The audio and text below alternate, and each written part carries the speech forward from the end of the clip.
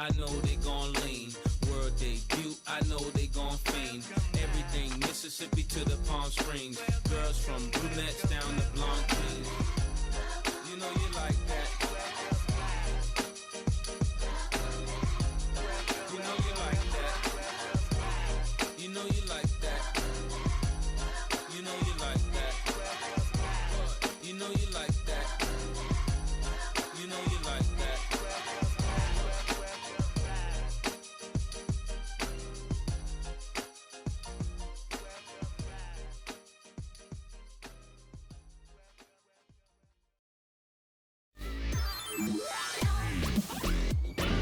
And welcome back to Memorial Stadium, where we have the season opener of Seattle Tempest and the Western Ultimate League inaugural game for the Oregon Soar. We are here. My name is Charlie Mercer. And I'm Gwen Ambler. And we are so stoked to be here in Seattle, where we have an amazing Ultimate game coming to you today. We are thinking about the Western Ultimate League this year. We already had our opening weekend. We had two great games going on.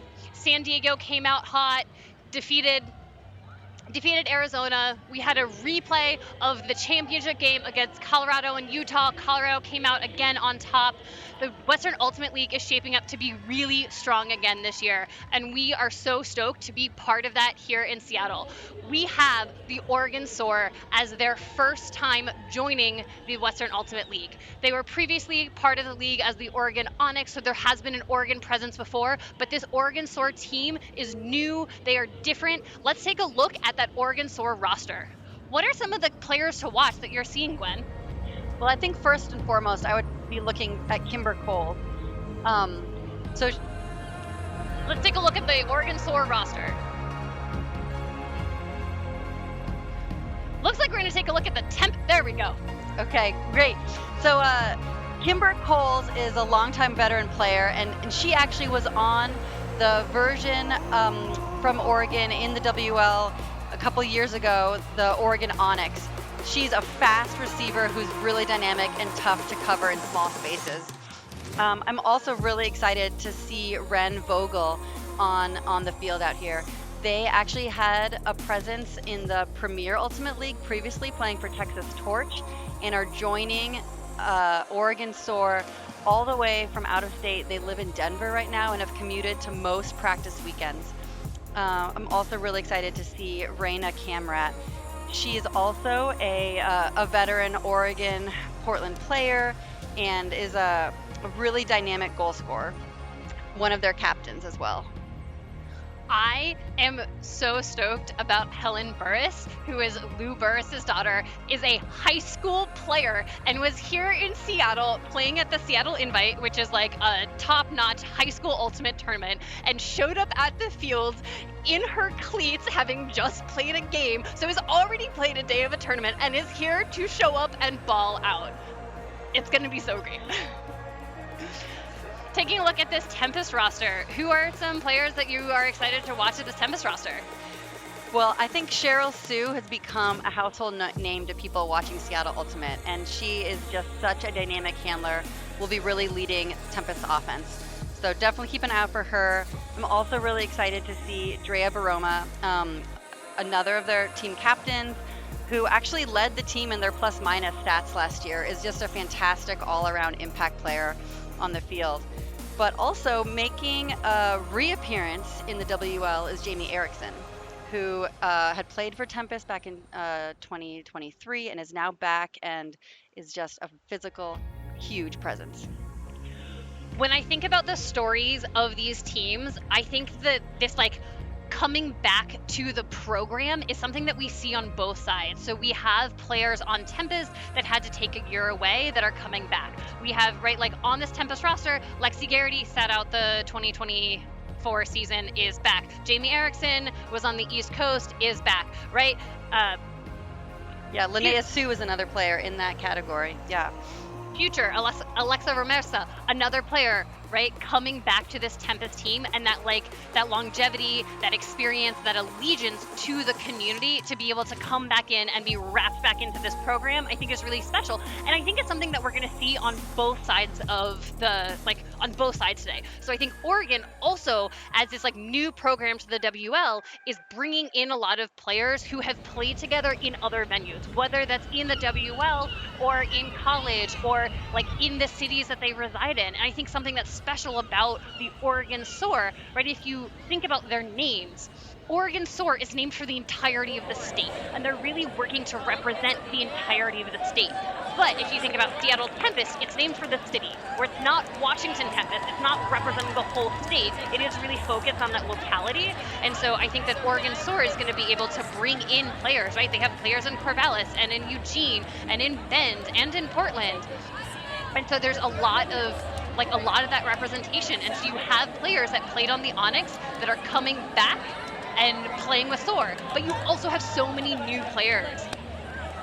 Yeah, and I think a lot of the new players coming together on this team also have experience playing together in college, whether it's from multiple players from Lewis and Clark and a large contingent from the University of Oregon down in Eugene. I mean, I think that there's a core on this team that are come out of that Fugue program, and not just on the roster, but also the coaching staff. All three coaches for Oregon Soar, Chelsea Putnam, Jody DeZono, and Morgan, are all from that program, actually in 3 different generations. I don't think any of them actually overlapped with each other at Oregon, and I think it represents the longevity of that program and how much continuity those players coming out of that have and bring together, and can rely on now. We see Chelsea Putnam on screen. My favorite fact about Chelsea as a coach is that Chelsea refers to the players mostly as rock stars. And I think that sets the tone for what we can expect from this team, right? Soar is out here to soar, right? They are here to create a culture of supportiveness and collaboration and unity and really bringing together the entirety of the state and all of those different perspectives and experiences that you were just talking about. And I think that Chelsea really embodies that as a coach, and I'm really looking forward to having that as we go through this game and seeing how this plays out. Yeah, I mean, something that's just so amazing about Chelsea is the energy she brings. And I mean, she is a Hall of Fame Ultimate player, as is her co-coach Jody DeZono, and as are you.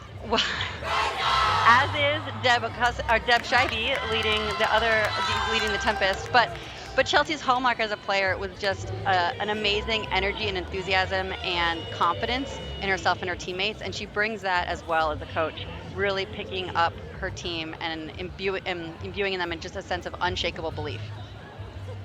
We see both teams that are taking the field as our game is about to get underway. Thinking about some of our WL rules, we do have 4 12-minute quarters. We will have 2 minutes between each of those quarters, and then we will have a 10-minute halftime after the second quarter. Important rules to highlight about the WL: it is a self-officiated game. The observers are there to make a ruling if the players go to them. They will make active rulings on in, out, and up, down calls. Otherwise, players are calling fouls, whatnot, as of themselves, really focusing on that spirit of the game. Stall count is 7 seconds, and end of quarter, you get to keep possession after time expires. Once that possession is over, that would be when the end of quarter happens. We'll come back to that at the end of quarter. Other rule to think about is that 4-second pre-stall coming in off of the stop disc. So those are some of our rules as we start to think about our WL rule set getting started here. We have Oregon Soar getting ready for their first pull ever in the Western Ultimate League. Seattle Tempest is receiving. We get our first look at the Seattle Tempest O-line. This 80-yard field makes those deep pulls really advantageous. We are centering to Alexa Kirkland, who's throwing it around. Player to watch, Drea Baroma, picking it up. Anna Cushy with the execution error gives Oregon Soar their first opportunity of the game. Anna Cushy, fire in their heart. Hitting back, gets that block, able to run it down the field. Tempest on the doorstep. Tempest has been known for running sort of a 3-on-3 handler set. And that is Drea Baroma into the end zone from Alexa Kirkland for our first score of the game. It was a dirty hold, but it was a hold. Yeah, I mean, both of those turnovers, I would say, were really just unforced errors and probably a little bit of nerves of, the very first point of the season. So you're not going to give Cushy credit for that, D? I mean, Okay, yeah, well, you're right. You're right. On the replay, you're right. sometimes, you got to make the play that comes to you, right? So, yeah. Yeah, I'm excited. I mean, I think for both teams to have a chance to settle down. We'll see how the rest of this quarter plays out. But I think that, it was nice to see Tempest recover from that turnover and really moving the disc quickly, which I think is one of their hallmarks to their offense. Something to keep an eye on, and you can start to see it on the screen, is this light and dark play. So one of the features or bugs about Memorial Stadium, depending on your perspective, is that you have the trees in one of the end zones, and so as the sun is setting, that like the shade and the shadows come in. So you're looking straight into the sun, and then as the game continues, more of the field is covered in shadows, and so it does mess with both the light and also with the construction of the stadium, messes with the wind. And so often early on in games played at Memorial Stadium, we do see some bumpiness, and we see the disc kind of taking some weird turns as players are starting to get used to that swirliness. And I think, already you can see the disc having a few extra bounces in the air as we see Soar working it across the field. We got our first big look, sending it downfield. Amazing What a grab. Yeah, amazing grab. And that is our first score. That was Kimber Coles who caught the goal for that, or who made that deep cut and caught the grab, also caught the goal. So fast, so explosive out there in those pink cleats, and really, putting the pressure on Tempest right away. I think it was really interesting actually seeing that point where Sadie Jazerski's pull really, and their D getting down off the pull, really trapped Oregon in that corner. And I mean, almost got a stall out of it with defensive pressure right off the bat. And things only really opened up for that Huck once they broke it off the sideline and had the full width of the field to work with. Kimber Coles, you see the camera on them now, just already highlighted as one of those players to watch in the game, one of the players that has been such a consistent part of what professional ultimate is looking like in Oregon, whether that was as the Portland Swifts or as the Oregon Onyx, and is such a strong asset. And that is such an incredible pull, such really great hang time. Lottie Nguyen picking up the disc for Tempest, and really great D by Soar, leading to not great options. Phenomenal bid by Drea Baroma, but again, we want offense to be easy, and the defense that Soar is putting on right now isn't making the offense easy for Tempest. Playing mostly on the sideline right now with Tempest right now. Only small passes available, again, because of this tight D.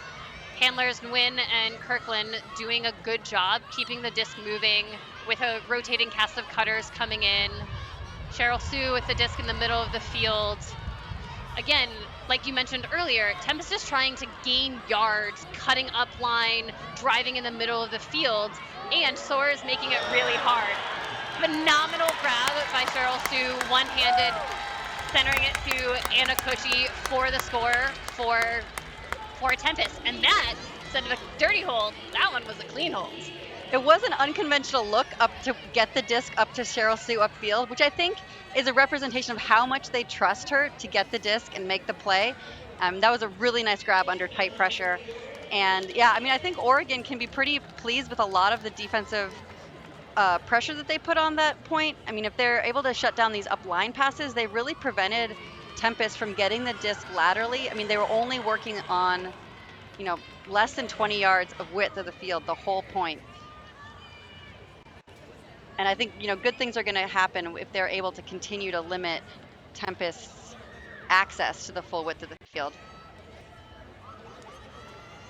We get our second look now at what this Soar offense is going to look like. And from talking to Chelsea Putnam before the game, Soar is envisioning themselves as these underdogs. And there is this question of like, who is going to show up? Only 7 or 8 of these players have ever played in a WL game before. And so as we're seeing the disc centered to Jelly, who has been playing Ultimate for so long and is the oldest player, brings so much experience to this team, will certainly be a rock of this offensive line. That was a really close, almost interception for Tempest, but the athleticism of Soar is really coming through here, being pushed into those tight spaces, but able to save possession through these like bodied grabs. Oh, a slight miscue there where Jelly was sort of trying to swing the disc as the Soar player started cutting up line. We'll see if Tempest can get the break. One-handed grab, sending it up the sideline. Jamie Erickson with the disc. Again, we should see Jamie both as a receiver and as a thrower in this game, making a big play. Break opportunity, and that is brought down by Vogel. Vogel having this big impact. Their commitment, commuting from Denver, making a difference. Execution error, turnover. This gives Tempest another break opportunity. Hopefully having to walk to the disc here gives Oregon time to really set up, because I think that their D on that last possession never felt like it really got stifling in the way that they've had previously in this game. So I think if they're able to close some of those windows, they might get this back again. I also wonder if it's a difference between the defense of the D-line. And that is a toe-in grab from Linnea Sue. Linnea Sue able to haul in the first break of the game. She is so fast. I mean, speed kills. That it's really, watching her just attacking that disc and gaining separation with every step, is incredible. I know that Tempest was actually really excited to have her out there on these D lines, getting some big matchups for her. Really started with that around break from Russell to Hasbrook. Hasbrook again putting it right down that line for Sue, no one around. Just good movement. I know that, Tempest isn't afraid to use the sideline. I think some teams are like, we have to keep it in the middle of the field, and I think that's a place where it was to their advantage that they're willing to move the disc on the sideline. The thing that I'm interested in that was like really sticking out to me is the difference in the defense that the Oregon Soar O-line is playing and the difference in the defense that the Soar D-line is playing. That Soar D-line's D is tight, but that O-line's D, like you were pointing to, is wishy-washy. We all know it's like can be hard, especially if the offense is moving the disc quickly after a turn to get set in the same way, but Soar doing a great job moving the disc. Vogel shoots it deep, looking for Egan just outside of the end zone. Ika reels it in the shadows, should be easy to see. Stall count rising, sends it back. Quick movement by Soar. Nice give go. Egan has it again, looking in the middle of the field. It is just caught up. That is Reyna Sprite Cameron with the goal for Oregon. Well, that's some teammate connection there. Rachel Egan and Sprite Camera have been playing together for a really long time. They were both returners from the Oregon Onyx and have been playing in Portland for years together. And yeah, good vision by Egan to be able to find Camera there amidst a lot of a lot of defense that was really closing lanes and taking up spaces. Nice up, really way to dig it out from the ground there. And yeah, now we get another chance to see Oregon's defensive pressure coming out. And so here's the question. Now that O-line is able to come off, get the break, this D-line, are they going to be able to put the pressure on and then convert? We have seen that this Tempest offense is not perfect. There's likely to be an opportunity. We have one clean hold and one dirty hold on the book so far. Will this D-line with their tight pressure then be able to calm themselves to play the offense necessary? Cushy with the disc, Sending it upfield, Ye-sun with the disc right now, one of those young players to watch. And bodied out of position, but then is that Gene Russell saving the play? Kirkland. Oh my goodness, thank you. Disc on the far sideline. Cushy doesn't put enough spin on it. Dropped by Sue. So this gives the opportunity for this Soar O-line. Sprite picking up the disc. We see Soar's D-line in this hoe stack. Players do look a little bit jittery. Disc isn't having quite enough spin on them, but nice one-handed grab by Riley, another one of our players to watch. Unafraid to use the sideline. Soar using that sideline, sending it down. Too many players behind the disc, shooting it deep. Jump ball. Who's it gonna be? It is out the back. Soar player on the ground. Instead of like a I missed it fall, I have to save a little face there. Well, I think it was going to be pretty tough to make a play on that disc really going out of bounds. I mean, I like the idea of Riley had a high stall count, give your teammates a shot in the end zone. Fortunately, just a little too far because you want to actually give them a shot. Cushy is getting a lot of touches for Tempest this year and is playing a much bigger role on this O-line than they have in the past, and right now is doing really well with that role.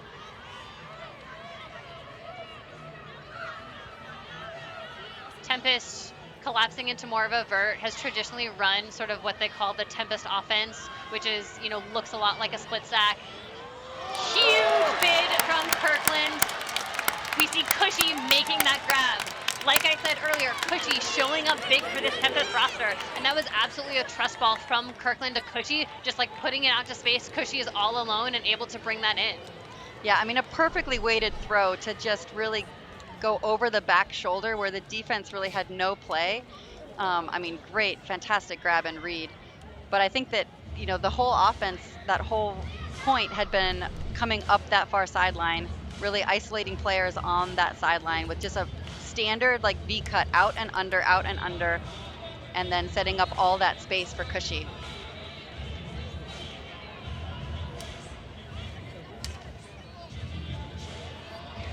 Yeah, but again, there was a lot of pressure from Oregon, I would say, their D-line. There were a number of catches, really contested catches, tight catches under pressure.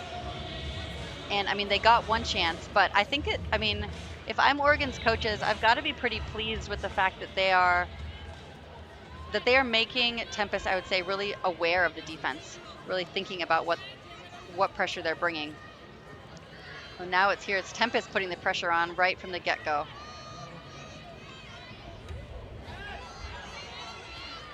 Yeah, Soar is has the disc on the sideline. Question about whether or not the disc is up and down. Kimber Cole's looking to the observer for them to make their ruling.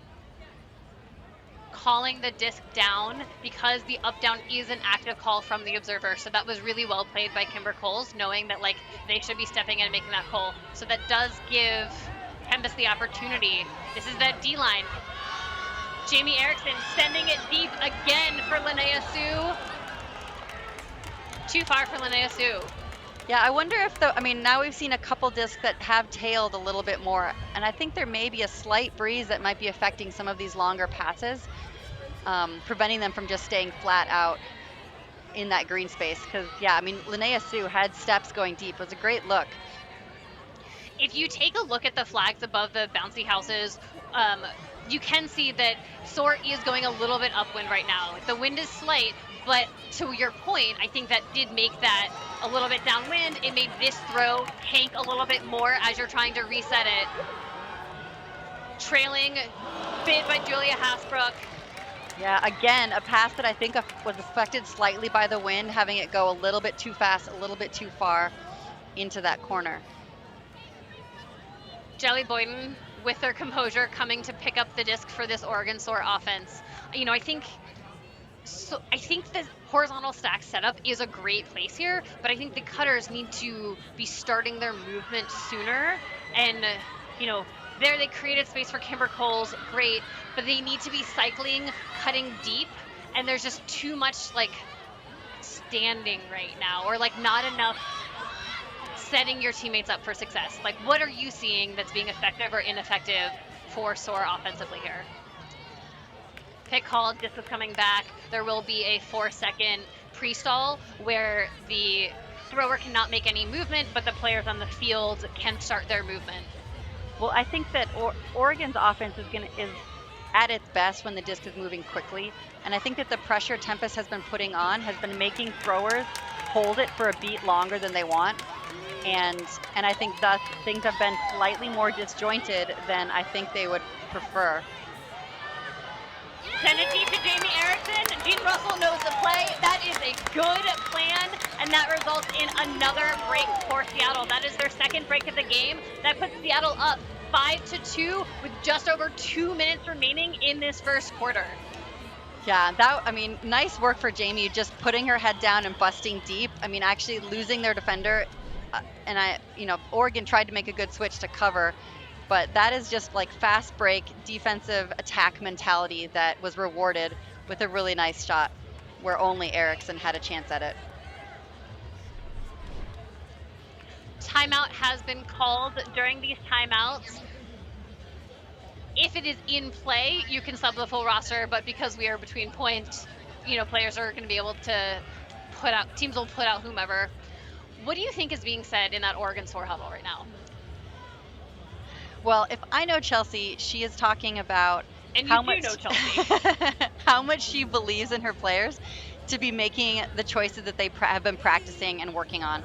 And I think what I'm imagining that is going to make the difference for them is when they're able to move the disc quickly, moving the disc laterally, setting things up with big spaces for each other. I think right now things feel a little crowded where it's not even quite clear who's the priority for a space in any moment, which is allowing defense. The Tempest defense has a lot of pressure, they have a lot of speed, and I think when there's hesitancy on the offensive side, they're just taking advantage of that to add even more chaos. What do you think Tempest is saying? Well, I think they were pretty excited about the pressure that the coaches were mentioning, that they've been practicing a lot on working on their marking pressure, and they actually have generated some turnovers where a dump reset was a little too far out. Some of their passes have been a little off from marking pressure. So I would say they're probably excited about that at the start of their defense, and it's setting up people for success downfield where they're really able to put that pressure 1 through 7. Sadie Juzerski, I'm going to go on record and say one of the best pullers in the league, getting the disc to the 25-yard mark, really deep full. Vogel centered 2, sending it deep right off the bat. Goes a little bit behind the Soar player, gives Tempest that opportunity. I think that's really not what Soar was looking for, that deep look. Wow, what a beautiful throw to space that really just hung for that receiver to run onto. And right now, Icky for Tempest has such a nice way of pushing the pace on offense. That was a great block by Rachel Egan. Sadie Juzerski, known for being a creative thrower, he was not afraid to take shots. Can hit some incredible spaces, and also creates opportunity for defensive opportunities for the other team. Rachel Egan really capitalizing on that. The shot that was going to Siona Antolin, but Juzerski hungry for the disc, for redemption, gets that block back, moving the disc in the middle of the field with Emily Decker, sends it into the middle of the field for Icky Elmi. Tempest goal. Yeah, she owned that first mistake, Sadie did, and wasn't going to make it again after she got the disc back. A little too greedy on the end zone line for that first shot around, but yeah, another break, right? I think it speaks to what you're saying. Both of these teams look their best when they are moving the disc quickly. So right here, you can see that Juzerski is passing it off to Decker, going right back, looking for that quick movement. Jezierski gets it back and steps around and immediately has Elmi open, and that is when the Tempest offense looks best, and it's also when the Soar offense looks best. So that, like, conversely, both of those teams are trying to aggravate the other team to keep them from being able to do that. So I think in this game, the answers, like, to who wins is who can aggravate the other team more successfully. Yeah. Yeah, I mean, the way you see that is also like how high, what's the stall count, averaging on these points? Like, how are you, on each pass? You getting it past stall 1 or 2? Can you have them hold a beat, wait to see who's there, get that check down, which just happened right there. Jamie Erickson able to make a read on the check down play. Yeah. Soar has a different set of players out here, players that have been more playing D-line, trying to cycle through different players. We've seen it centered to Sprite, who's, again, such a steady player. But like you said, Erickson was able to pick that off, giving Tempest another opportunity. As we close in, we're under, about 30 seconds left in the quarter. Tempest with another goal to Linnea Sue. Can you stop Linnea Sue? Tempest clearly has the momentum right now, and I think that this quarter break is going to come at a really important time. Looking at a score of 7-2, like, this lead is starting to get away, and if Soar wants to, like, name themselves and show that, like, we are here to compete, we are going to be a force to be reckoned with in the WUL this year, like, they need to stop the bleeding. And so this last point with 29 seconds is going to really make a difference. Yeah, I mean, with the way that the clock works here at the end of the game, end of each quarter, I think trying to maintain some possession here, not taking a look too early, might be playing to Oregon advantage.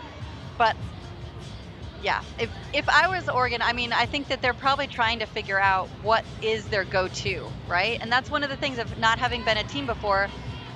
They haven't had the experience as this iteration of themselves to figure out what is it that they go to in tough moments. What is that, ride or die player or play or momentum shifting. Well, what I see is working there is the ball moving before stall 2. Like, each of those passes went off with another player anticipating the movement.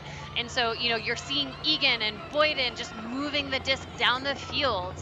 And they've worked the disc across the sideline. This is the final possession. That buzzer went off. And we see a score to Egan for Soar. That is such an important way to close out this quarter. So clutch. Really, really a steely performance right there by that O-line. Given that, you were saying that they needed to stop the bleeding, and they did with a real statement. That point there was some really pretty ultimate. Really nice break mark throw by Jelly Boyden to start off the offensive possession and get the disc over to the break side, that then was able to flow down that way and then move all the. They hit both sidelines in that possession in a way that was really taking control over the pace and the moment and the movement of the disc.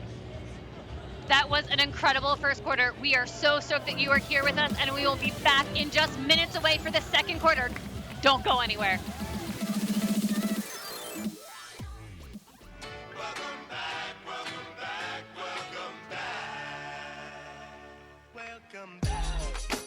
Yeah, man, how you doing? You good? I know you like that. I know you like that. How long you been back, man? And when this beat drop, I know they gon' lean. World debut, I know they gon' fiend. Everything Mississippi to the Palm Springs. Girls from brunettes down to blonde queens. You know you like that. You know you like that. You know you like that. You know you like that. You know you like that. You know you like that.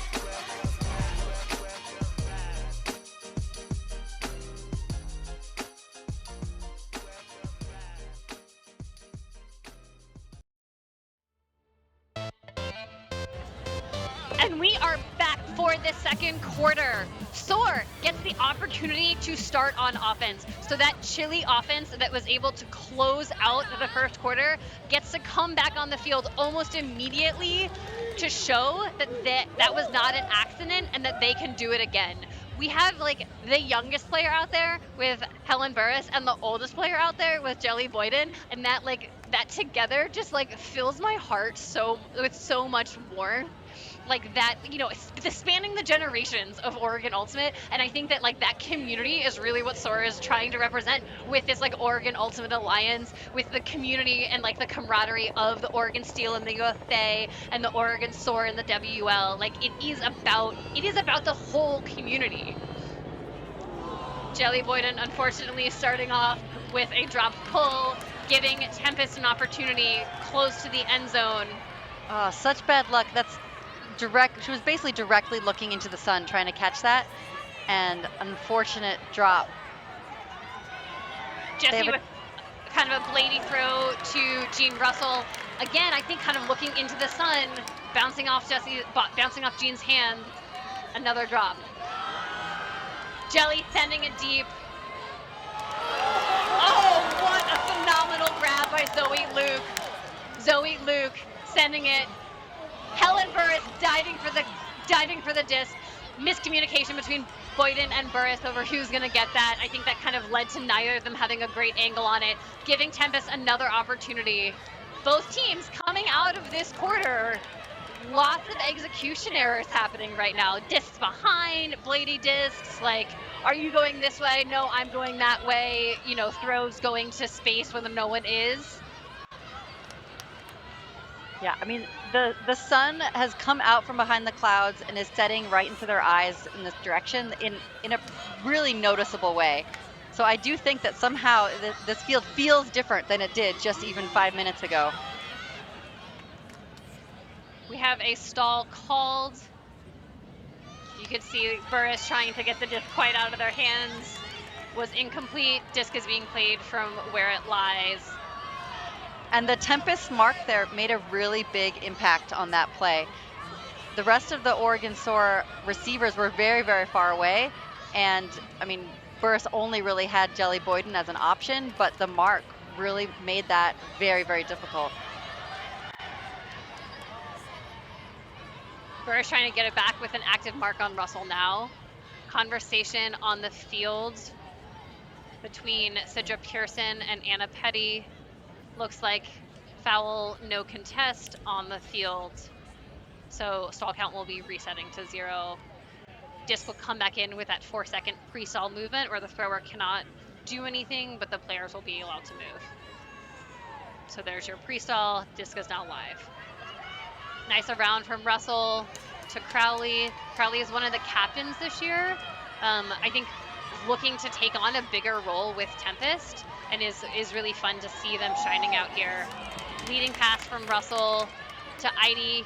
Heidi with tons of Oregon connections, who has to know this Oregon roster better than almost anyone, and able to use that to their advantage. Heidi finding Russell in the end zone for that Tempest score. Yeah, I think that there are definitely some disjointing for the Oregon offense that they're going to need to sort out to be able to come back in this game. I think a real sort of disconnect between some of the handler level and the cutter level, being able to connect those two, finding the right space between them, as well as isolating players downfield is going to make a big difference for them. But I thought that, Boyden's huck out to space in flow was a really nice attack that, I mean, they didn't obviously end up being able to convert that point, but I do think that when Oregon's able to look deep, even threatening it with their legs, good things are going to happen for actually really putting pressure with that attacking mentality to gain more space on some of these unders. Well, and I think let's keep an eye on how the wind is making a difference here, right? So with the sun at their backs, will this be easier for Soar as they're coming in here? Nice leading pass to Reina, moving it back to the middle of the field to Holly Gibson. Really pretty around. Getting that lateral movement makes the defender have to change their position, and that is to the advantage of Soar. Matonis out in space. Overthrow, and that kind of speaks to what you're saying. Like, we look good, and execution because we don't have quite enough chemistry. Potentially, yeah. I mean, I thought that offensive flow was really nice pacing, and then, yeah, sort of the wrong edge on that disc to be able to hit that cutter. But here, I mean, turnovers are going to happen, but the real question is, can Oregon get them back? That's the question they need to ask, that you need to be able to answer for themselves if they're going to come back. And that play between Jezierski and Decker is this, like, we've been here, we know this scene, like, and we're comfortable. Like, as soon as the disc was in Jezierski's hand, you could see Jezierski's body positioning, like, perk up, lift up, and you knew that was going deep. And Decker, right? We're gonna we are going to see it on this replay. Jones sending it to Elmi. Jezierski, body up, disc gone. Decker gunning for it, knows it's coming, hits Decker in stride. You know, like, that, we've been there, that experience. Like, unfortunately, you kind of only get that by doing it. Yeah. I mean, I also think that there's a phrase, sort of a style of Ultimate, of play fast to play big. And I think that Tempest, that last point, was a really great example. We've been talking about pacing, like moving the disc quickly, good things happen. But I think when you're able to move the disc quickly, you actually set up big plays, just like that Sadie Huck. We have an offsides being called. So Soar is going to get possession of the disc at the half field mark. Tempest will be able to set up, but that's, I mean, a huge advantage. I mean, disadvantage because you're starting from stop disc, but that is a great field advantage.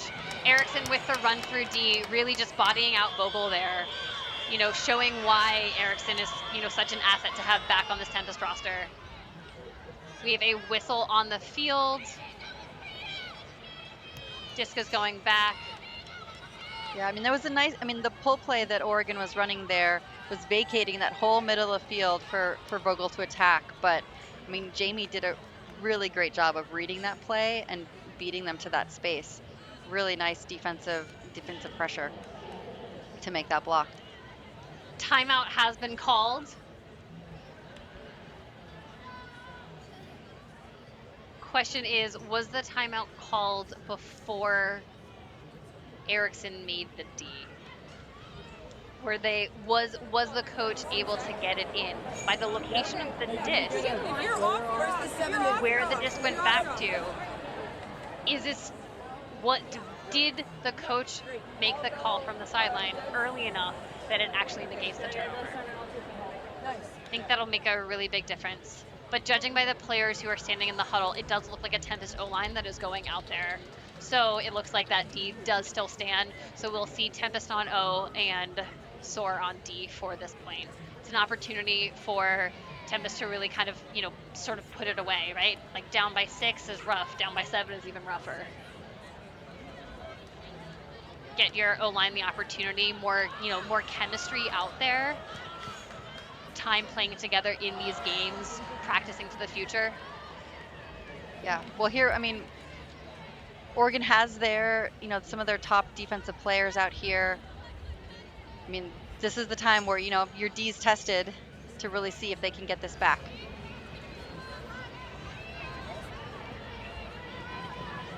Kirkland feeling comfortable holding the disc until they see Drea where they want, sending it to Sue in the middle of the field. Again, playing the disc on the sideline, but this disc, it's moving quickly. You know, Tempest is successfully moving the disc with pace right now, looking off players if they don't like the looks. Sprite with that block, that throw from Kat Chung just, you know, needs to be leading instead of behind, and it's really set Rena Kamrat up for success there for that block. Sprite certainly someone who will take advantage of those opportunities, you know, with their experience as one of the more experienced players. Cheryl gets a classic Cheryl Sue hand block. Kick block. Kick block. Yeah, really impressive. A kick block basically on the open side to get it back. That's why Sue is, you know, one of these household names, really anchors this roster. has really grown up with this program. Like came to Tempest with potential, but is now just like such a superstar and such a known name because Sue does things like that. I'm gonna catch, and before I basically even step down, I'm going to deliver the pass to Yesun into the end zone. Really fluid. I mean, I think that, yeah, Sue and Jezierski's style of play with really quick releases and really quick reads downfield, I think actually, sets the tone for the Tempest entire offense. That real fast pace, changing the angle of attack, playing fast to play big is basically both of their superpowers. And having a player like that on the O-line and the D-line to really just anchor things is quite impressive. Yeah, taking a look at this replay, Drea, fakes the space, oh, goal to Lonnie Nguyen. I misspoke earlier. Lonnie, so it was really just a lot of handler movement there for Tempest. Another great deep pull. Yeah, it's going to be really interesting to see Tempest this season with the speed of disc movement combined with just the speed of their players. Tempest throwing a junk right now. This is really one of the first junks that we've seen. You can see Ikran was in that space. Elmi trying to clog up those lanes. And it definitely did have an impact on the Soar offense. Nice catch by Burris. Centering back to Boyden. Looking around to Pearson, but looks off, sending it instead into the middle to Luke, who sends it deep, too far. It's that the next thing. Yeah, continuing to be able to finish the plays, right? Some really nice break mark movement by Boyden to use the full width, and then getting it right back on a nice play, really nice D to get that back on the first pass. So we'll see here. Can Oregon string together enough passes to get this into the end zone, right? They've done some great jobs. Vogel shooting deep. Looks like that is considered a goal to Sidra Pearson. It was an uncontested foul, so that makes that a goal. So yes, they can string together one pass. Vogel picks up the disc, throws it to Pearson after that block by Nelson. Great team effort, one pass, that's all it takes. Well, that was all you needed. What a beautiful throw and really nice run. Yeah. That type of attack is really what I think that they've been missing. Like I was saying earlier, being able to threaten deep is going to set up a lot more easy windows under. I think that last point, even the 2 possessions ago, every underpass had a Tempest player flying by with an attempted, run through or layout D. Those windows are tight, and they were making those catches, but I think that pressure adds up and builds throughout a possession, throughout a point, and I think is probably contributing to why they haven't been able to finish some of those possessions. But I think stretching deep is going to be the key to this Oregon offense. Whether they actually throw and complete it like that last goal beautifully, or even just use this as a setup to gain more separation on the unders. Oregon and Seattle have such a history, right? These 2 teams so close together. Kat Chung with a beautiful layout grab there under pressure from Egan. Cushy with the disc, but you can see the players know each other. They both wanted Kirkland sending it to Sue. Sue with that one-handed grab. Sue catches the goals instead of throwing them. But that chemistry between Kirkland and Sue, they just know each other from having played together for years, and it's it is really fun, looking at how they work together. I also really appreciate how they're just sending the disc up this open side for these upline cuts, really driving and attacking that space. Yeah, great offense beats great defense often, and I think honestly that the Oregon Soar D-line can be pretty happy about the pressure they had. They had chances, they had really good looks at multiple passes on that point, but yeah, the trust ball that Tempest is playing with right now was too much. But we'll see. I mean, again, pressure builds, right? And I mean, the inches that some of those plays were made, catches by Tempest, can add up as well. Jamie Erickson pulling for Tempest. Pull coming in a little bit low. Disc center to Vogel. I think it's a good play to get the disc in Vogel's hands right now. Like, I think Vogel's deep looks, like in their arsenal of stretching the field, is part of this key to the success for Soar right now, like you've been saying. Really beautiful around, getting that disc. Vogel putting it back up. Wow, what a beautiful grab. Jackie Riley. Yeah, that's got to feel good. I mean, really, yeah, an impact statement to make that play. And yeah, really great point by Vogel. I mean, before they set up that inside out flick huck, I mean, they had to make actually a pretty nice read and sort of over their shoulder catch to get that pass in the sun. And you'll see on the replay here, I mean, I think there was some trust in that play too, throwing to their receiver downfield, knowing that she was going to be able to go up, high point it, and attack. The Soar leadership identified Jackie Riley as one of their players to watch before the game, describing her as young, athletic, and hurt her hand, but still planning on playing. You know, just speed will be huge for us on D. And I think that's like what you saw there, that speed is what made that such an advantageous throw for Soar, that even with the two defenders from Tempest, like that, you know, ability to get up in the air and to get to the disc first and get position and seal out the players is what made that play happen. Well, she's back on another line here on D again. Reward them. When you make plays like that, keep going. We see smooth offense from Tempest. Sue sending it deep to Kat Chung. Kat Chung fighting her body positioning, but that was a great block by Zoe Luke, who was able to get her hands in there and just bap it away from Kat Chung. Really clean D. What a great hustle play. I mean, that pass hung just enough, but she never gave up and really tracking it down all the way. Really great hustle. Cameron picking up the disc for Soar. Soar's offense a little bit stagnant. Only one player. Those far side rails are holding, which means you only have one option at a time. And with 7 seconds, that doesn't work. Well, they'd found the next option there, and just an unfortunate drop by Riley, giving Tempest a short field. And I mean, yeah, short field turns are the most painful, right? And hardest to be able to recover from. And Tempest is able to convert and win to Cushy for the goal for Tempest.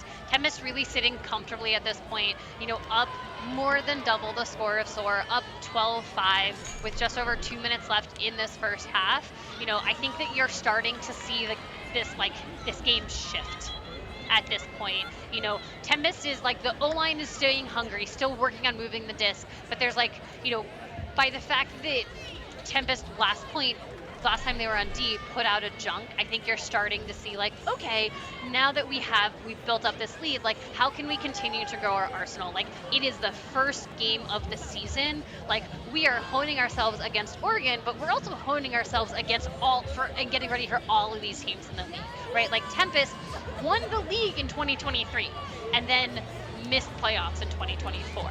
You know, so it's like here to prove that like 2024 was a fluke and that's not going to happen again. And they are here to show that, you know, that they are going to be a dominant force. They're going to put out these dominant performances like Colorado did and San Diego did last weekend.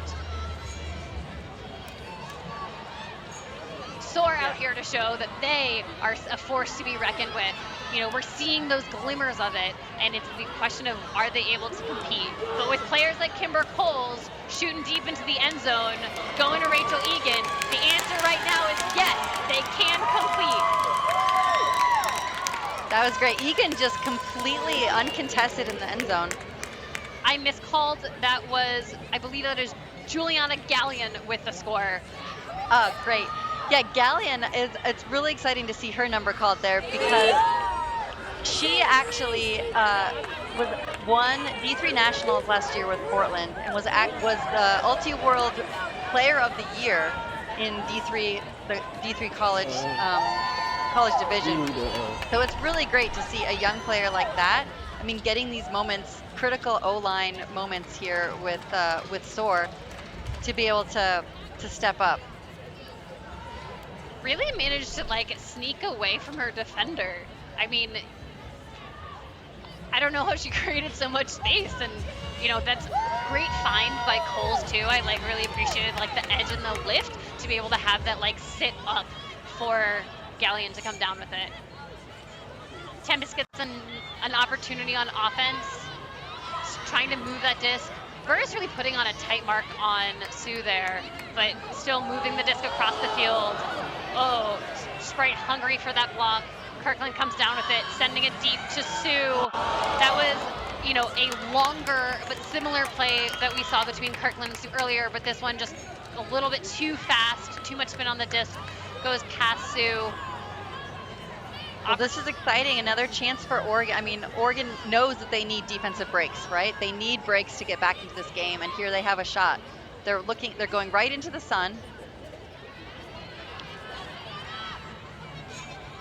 But I think key for this line is to get it off that corner. Sprite sending it deep. Riley picking up the disc again, sending it up the field. Butterfield shooting it. That was the opportunity to Bartlett. Oh, just an unfortunate misread. I think she got suckered a little under the disc by the defense. Really nice look. And I mean, that is the type of pressure that Soar is going to want to put. I mean, with the pressure with their offense. And paying off to give themselves short field. Timeout is called. That is a really smart use of a timeout, right? With 46 seconds left, you want to be able to bring on the O-line. Like Soar, you know, like that is a veteran coach call by the Soar coaching staff, right? Like, cool, you had your shot, you had a miscue, but like now let's get on the O-line. We have 46 seconds. You know, at the end of the day, we just need to keep this possession. We need to make sure we score. Yeah, this is must score, right? This is their break chance. This is the best break chance opportunity they've had. Just only 10 yards out from the end zone here. So bringing their O-line in, really drawing up the play so that they're all on exactly the same page. How they're gonna score this point. I mean, and also like look at who you have going on the field, right? You have Riley, you have Boyden, you have Takahashi, you have Kimber Coles, you have Rachel Egan, you have Galleon. Like, you are bringing on like not just you are bringing on the players you want on the field in this moment. Like, you only have 46 seconds before you're going to halftime, and everybody gets a break. Like, anybody can work hard for 46 seconds. Yeah, it's really interesting to see them. I mean, isolate. I'm not surprised to see them isolate Kimber Coles here upfield. I mean, she has such lateral quickness and explosive steps. I mean, it's tough to cover her in that isolation space. But they're compressing the space with a poach coming off the back of the stack, which is really smart. But what a throw. I mean, throwing it just in, no way the poach could help in that corner. Undefendable by the D, perfectly placed. Vogel coming over. Judging by the impact that they've had on this game, like Vogel coming over is, I think, the most impactful move that Soar has had. You know, coming over from the PUL to the WL, and like the impact that they're having on this game, like the touch throws that they're making in these clutch moments, I think speaks to experience and skill, and that combination together, right? Like, I think this Soar roster has a lot of skill, has a lot of potential, but like you need both of them. You need the experience there too. Yeah, and their commitment to this team is really impressive. Yeah, Chelsea mentioned that Vogel hasn't missed a single practice, I think, or if not only one. Yeah, with greater attendance flying in from Denver for their double practice weekends that they have every other weekend than some of the other players who live in Oregon have been able to make. And I think it's showing the work that they're putting into this team, how much people are trusting them. We have another offensive possession, you know, and I think this possession also matters for Soar, right? Like, you want to make sure you get the block. Like, even if you aren't able to score coming into the end of this quarter, you want to make sure that Tempest doesn't get another score. Disc Here's going a chance. deep. Kat Chung able to come down with it. Looks like that disc was just barely tipped. Chung able to hold on to it. So that does get that score for Tempest, putting them back up at 13. So with 12 seconds left, it puts more pressure on that Oregon offense, right? Again, when the buzzer goes off in 12 seconds, they don't have to score. They just need to still have possession to be able to finish out the point. Yeah, gosh, so close to getting this D. What concentration by Kat to be able to maintain, continue to reel that disc in on her back. It's unclear to me whether or not Reed Tinker actually touched the disc to tip it, but like their presence clearly made a difference in how it was being received. Yeah, it clearly affected it, for sure. I mean, it goes to what you were saying earlier about like the pressure builds. Really nice pull, going basically the full 80 yards. 7 seconds left in the quarter. Disc in the middle of the field is Cole. That's totally who you want to have with a disc. Unless it's with Ren Vogel, yeah. Also a great option. Working up the sideline. Matonis with the disc now on the line. Ooh, I really wish Vogel could have gotten it one more pass laterally there to be able to offer their end zone offense a little more space to work with. I think so often especially against tight D, it's tempting to only get that one pass and instead of making the next. I'm a little bit worried about the setup of this Soar offense right now. There's a lot. I mean, there's 20 yards of space between Vogel and the front cutter. So you only have one person who's close to the disc. Yeah, and unfortunately, when you only really have one option, the mark can overplay that a little bit. But Brogan Jones with the hand block. What a definitive way for us to end this first half. Seattle Tempest up 13-7 with a definitive first half against Oregon Soar. That is our home opener and season opener for both teams. Oh my gosh, what a first half we are in for. Come back for the second. It's gonna be a battle.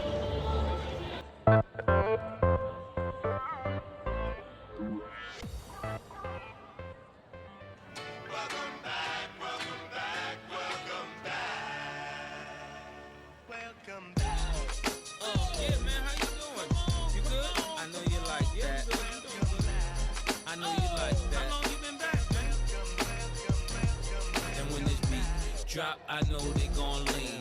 World debut, I know they gon' fiend. Everything Mississippi to the Palm Springs. Girls from brunettes down to blonde queens. You know you like that.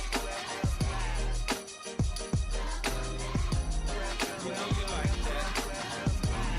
You know you like that. You know you like that. You know you like that. You know you like that.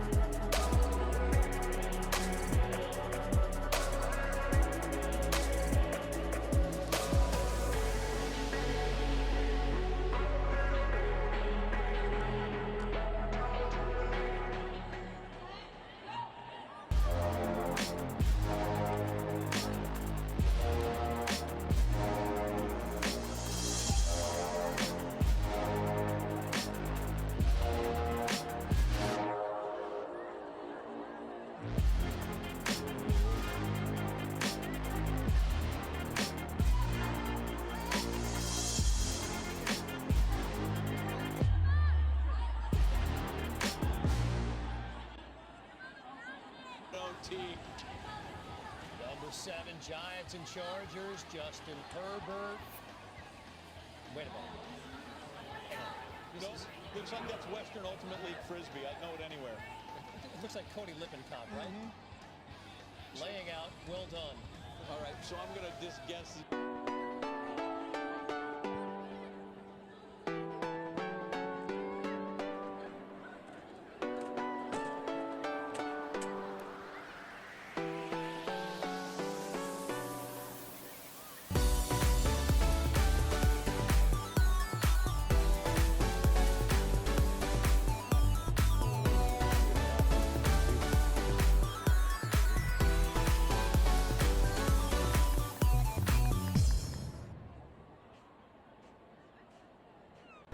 In pursuit, but it is caught. Teresa Zettner. What an incredible! Oh, my goodness, the layout grab from Kristen Pajunas. I just stood up. I couldn't even sit for that. First of all, the angle of that throw. Second of all, the finish. And watch the inside out. Just look at the angle of this throw. What a great grab. Welcome back, welcome back, welcome back. Welcome back. Oh, yeah, man, how you doing? You good? I know you like that. I know you like that. How long you been back, man?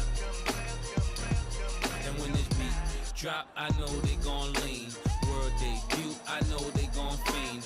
Everything Mississippi to the Palm Springs. Girls from brunettes down to blonde queens.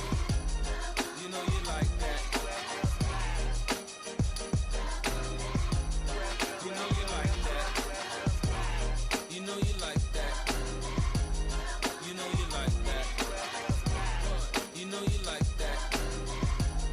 You know you like that.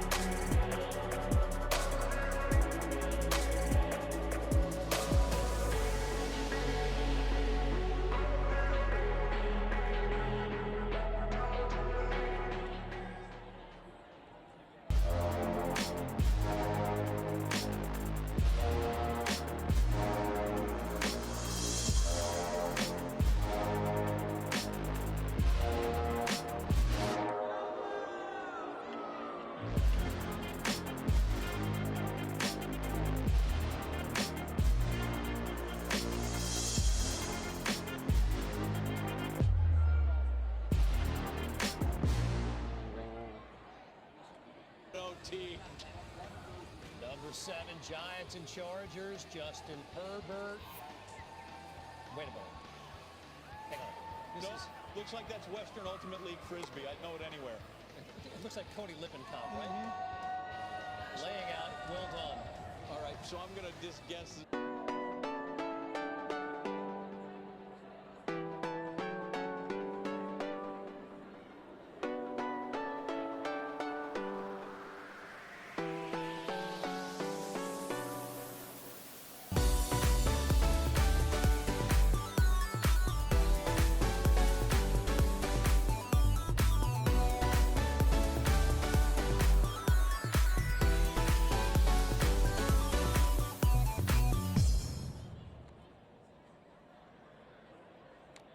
In pursuit, but it is caught. Teresa Zettner. What an incredible! Oh, my goodness, the layout grab from Kristen Pajunas. I just stood up. I couldn't even sit for that. First of all, the angle of that throw. Second of all, the finish. And watch the inside out. Just look at the angle of this throw. What a great grab. Welcome back, welcome back, welcome back. Welcome back. Oh, yeah, man, how you doing? You good? I know you like that. I know you like that. How long you been back, man? And when this beat drop, I know they gon' lean. World debut, I know they gon' fiend. Everything Mississippi to the Palm Springs. Girls from brunettes down to blonde queens. You know you like that.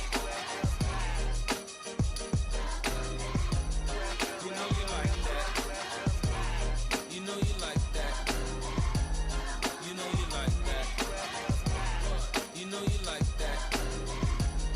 You know you like that.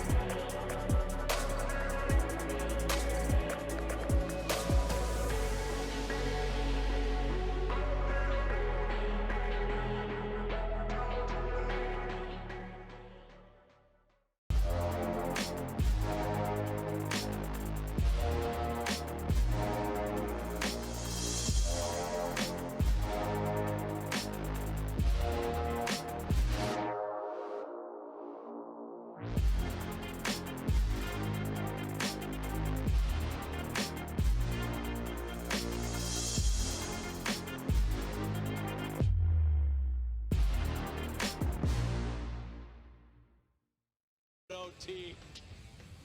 Number 7, Giants and Chargers, Justin Herbert. Wait a minute. Hang on a minute here. Nope.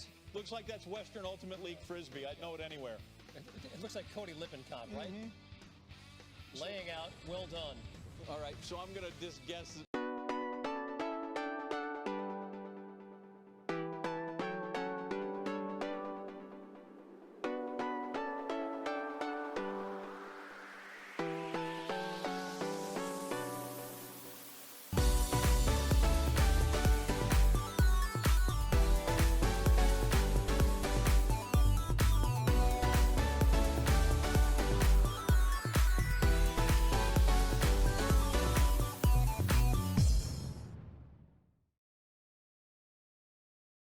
In pursuit, but it is caught.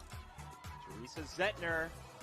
What an incredible! Oh, my goodness, the layout grab from Kristen Pajunas. I just stood up. I couldn't even sit for that. First of all, the angle of that throw. Second of all, the finish. And watch look the at inside this out. Just throw. look at the angle of this throw. What a great grab. Welcome back, welcome back, welcome back. Welcome back. Yeah, man, how you doing? You good? I know you like that. I know you like that. How long you been back, man? And when this beat drop, I know they gon' lean. World debut, I know they gon' fiend. Everything Mississippi to the Palm Springs. Girls from brunettes down to blonde queens. You know you like that. You know you like that. You know you like that. You know you like that. You know you like that. You know you like that.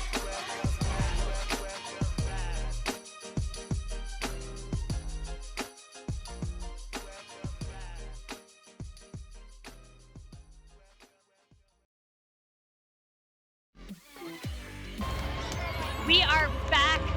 Tempest started this half on offense. They had a turnover with an execution error just going into the ground. This gives Soar the opportunity for their first break chance of the second half to show that they are coming out calm, composed. Great start, moving the disc laterally across the field. Nice quick movement, just not staying in anyone's hands. Dennehy making an impact here. Lots of new players. We're seeing players on the field right now for Soar that touching the disc who haven't been on the field as much. Takahashi with the disc right now, looking for a receiver. Nice work by Spice Cameron into the end zone for Riley. Riley really making a name for themselves in this game.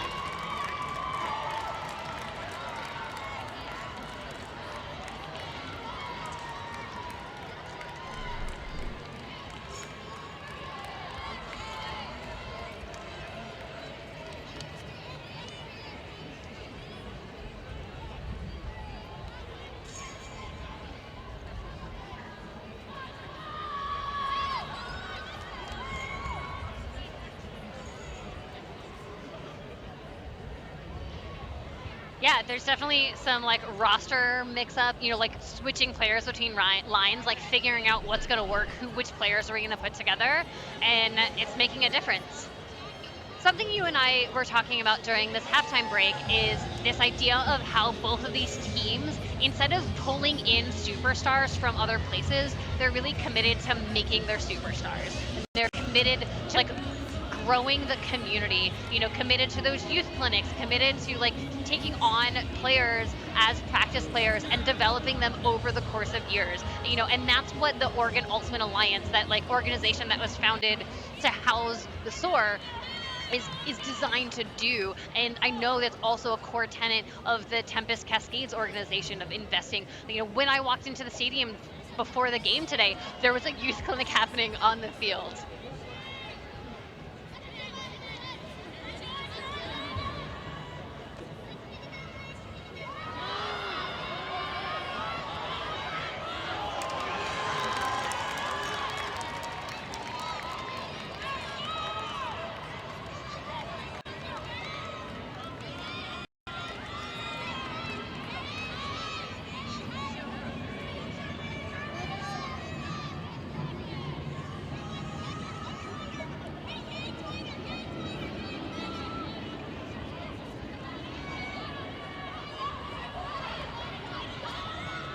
Butterfield got the D there, giving this opportunity for Soar.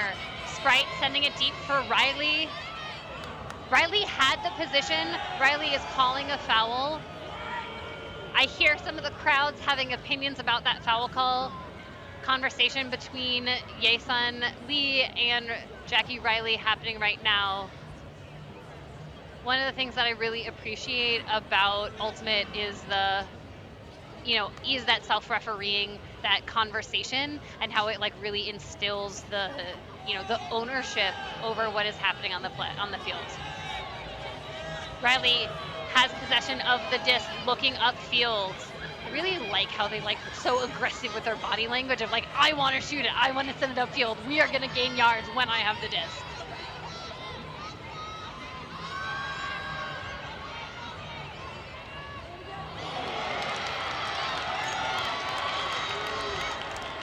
So that is a turn opportunity for. Ooh, that is a rough collision happening on the field right now. Cheryl Sue and Holly Gibson having a conversation. You know, I think that Gibson is trying to take that lane and isn't trying to be malicious, but in taking that lane did, with that like aggressive upfield cutting that Tempest really is like trying to drive from the handler set upfield, created that opportunity where there was, pretty significant impact. Looks like disc is staying with Tempest right now. Disc coming in, we're in that pre-stall movement. Sue has the disc, singing it upfield to Erickson. Really nice, crisp pass. Erickson.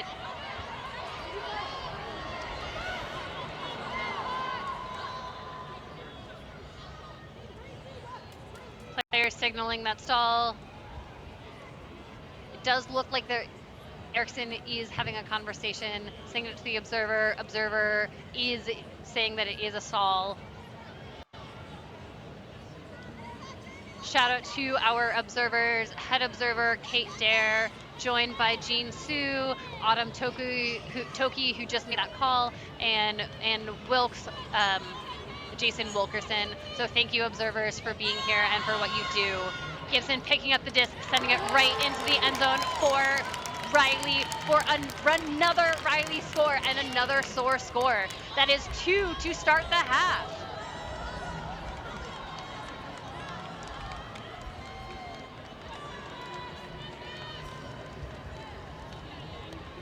So Riley really making a name for themselves right now, just like making play after play. It is so impactful to have Riley here. I think, going back to what we were saying earlier, like Riley is one of those players who is young and athletic is being groomed from this ultimate community. We were talking briefly about the Northwest Cup, and the Northwest Cup happening in Eugene. And the structure of that game has happened over the course of the couple of, like a showcase game with the Oregon Steel and the Seattle Cascades. They played a men's game and a showcase game between Oregon Soar and Seattle Tempest, and they're playing a women's game, and then they're playing a mixed game, and having a combined roster from both teams. And what does that look like to have professional ultimate? Soar coming out with a 4-person cup. This is the opportunity with a run through D by Vogel.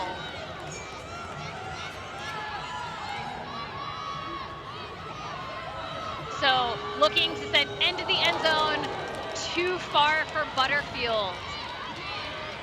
Butterfield is another player who's had a lot of experience and is definitely subtly putting their hallmark on this game. But that is a big, scary cup that Soar has out there right now, really putting a lot of pressure on these Tempest handlers, who are staying composed, able to move the disc laterally, look for those little holes.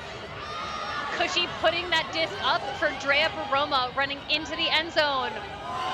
Drea Baroma out of bounds. What a flying block coming in. Riley really putting the pressure on. Because Riley was putting that pressure on, it made it hard for Baroma to watch her feet and be able to keep that disc in bounds. Again, this goes back to what you were saying earlier, Gwen, about the pressure builds and builds.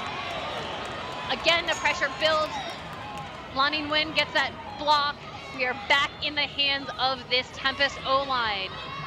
Tempest saying, you got us once, but you're not going to get us again. We are going to close as this O-line, and I spoke too soon.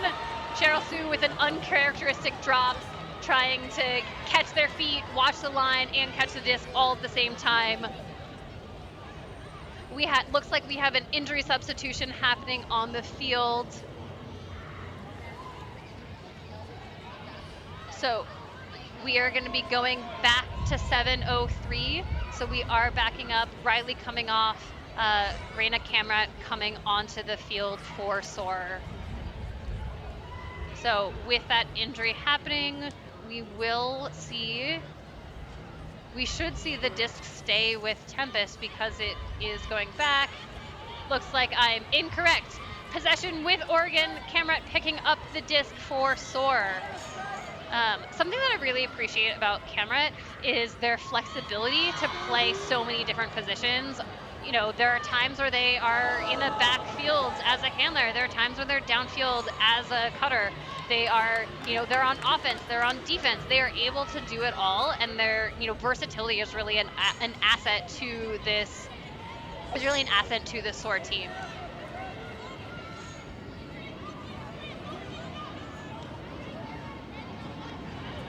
So we still are in that 4-person cup. That trap on the sideline was pretty intimidating. Impressive work by the Tempest handlers, able to move that disc off the sideline. Keeping up those tenets of offense where you gotta have the disc moving quickly. You can go backwards to go around. There are different ways to break a zone. I think they're doing a solid work. Soar falling into person defense.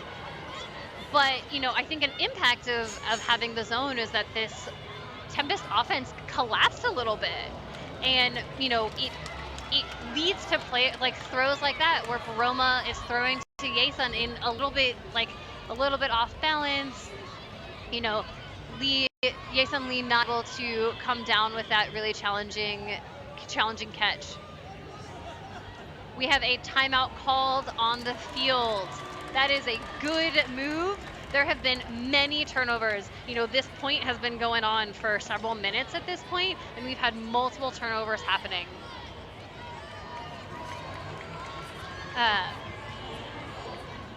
So it's a really good opportunity for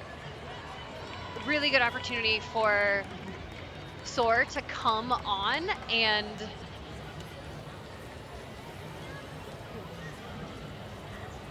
good opportunity for Soar to come out with a different you know, with like a different zone set or a different junk set, switch out their players, get some fresh legs.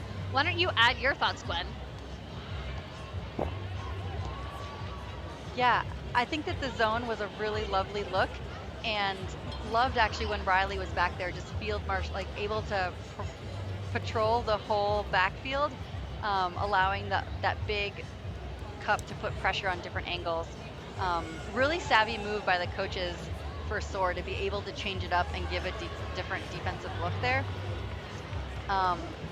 Yeah, it's exciting now to see that they get another chance on offense. They're setting up in the horizontal stack here. I think the key for them here is going to be getting off that line, right? I mean, they've had multiple turnovers now. This point stuck on that sideline. They're going to have to get the disc off the line, and then they can flow into their offense. So, yeah, really excited for another chance. Here we go.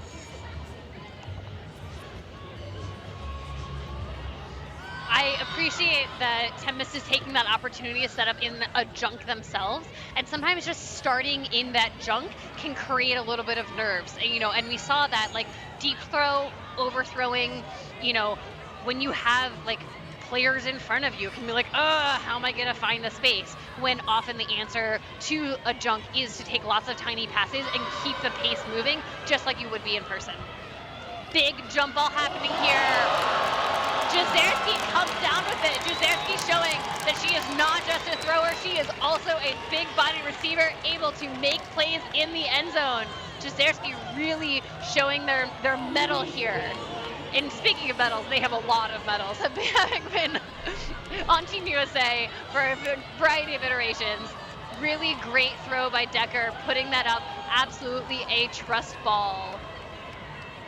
That's a really great read by Jazerski. And both teams, I would say, really not moving the disc off that sideline. I mean, the whole possession for both Oregon Soar and Tempest on that sideline. And when you don't use the full lateral width of the field, I mean, it's tough. So, you know, the windows, the margins for error are pretty small, and really great opportunity by Sadie to make that play and come down with the disc. So now that flood valve is open, we are seeing zones and junks galore. And they are making a difference here. They're getting quick turns. Tempest with the disc back. Opportunity, Jazerski with a creative throwing. A bidding Siona Antolin for that disc, unable to come down with it. But Tempest in their three-person cup trying to put a lot of pressure upfield. Linnea Sue almost got a Callahan there, but not quite. But almost doesn't count. Nice quick movement between Nelson, and I believe that was Nelson and Pearson there. A little bit too far from Butterfield to Boyden. You can see Tempest here, like, calming down, trying to settle. I really like Heidi in the backfield. I think Heidi brings a lot of that calming energy. Decker looks pretty amped up right now. Decker with the disc on the sideline, shooting down the field to Jazerski, who brings it in. That is a flashback to what happened on the other side of the field. Decker, Jazerski, second time in a row.